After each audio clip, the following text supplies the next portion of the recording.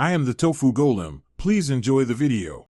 You'll start by preparing both phone and Apexel Macro Lens so your shots are usable immediately. Remove any thick case and confirm the mount type, magnetic or clip, so you pick the correct attachment method. Once done, wipe the phone camera and the macro lens glass with a microfiber cloth. This prevents dust spots and soft focus.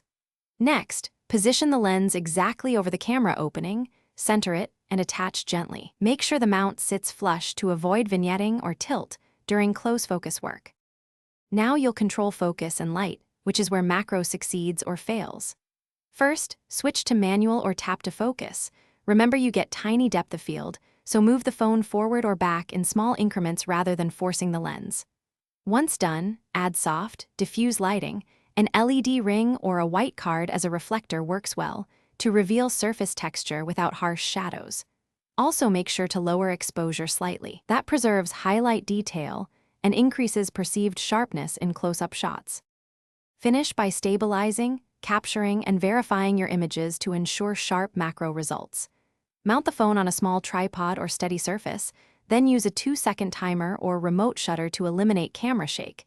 If needed, bracket focus by taking several frames at slightly different distances for later stacking.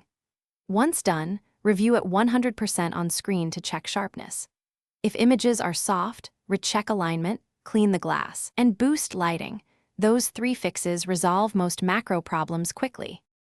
Thanks for watching. Consider subscribing if we helped you today.